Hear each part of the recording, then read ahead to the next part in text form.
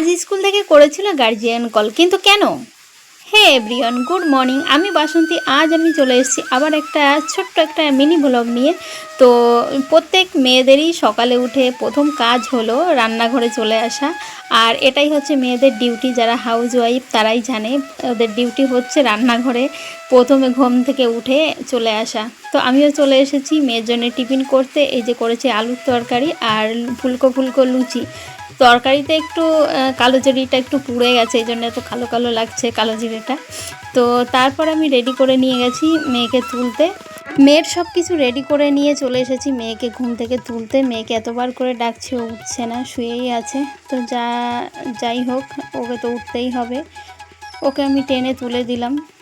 এরপর ওকে আমি তাড়াতাড়ি রেডি করে ওর বাবার সঙ্গে আমি পাঠিয়ে দিলাম স্কুলে। তো আমাকে বাই করে চলে গেল। ওকে স্কুলে পাঠিয়ে দিয়ে তাড়াহুড়ো করে আজ আমার সমস্ত কাজ কমপ্লিট করতে হবে, কারণ স্কুলে আজকে গার্জিয়ান মিটিং আছে। তো আমি তাড়াহুড়ো করে আমি সমস্ত কাজ কমপ্লিট করে আমি এই যে স্কুলের দিকে রওনা দিচ্ছি।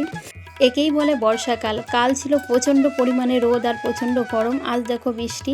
আমি চলে এসেছি স্কুলের মধ্যে, ক্লাসে বসে আছি। তারপর ক্লাসের মিটিংটা শেষ করে আমি চলে এসেছি এই যে মেয়েকে নিয়ে বাড়িতে। এবার আমার বাকি কাজটা কমপ্লিট করতে হবে, মেয়েকে খাওয়াতে হবে। তো স্কুলে যেটা হয়েছিল সেটা স্কুলের যে ক্লাস টেস্ট হয়েছিল তার খাতাগুলো আমাদেরকে দেখাচ্ছিল, আর যার যা সমস্যা ছিল সেটা সলভ করার জন্য ম্যাম বলছিল।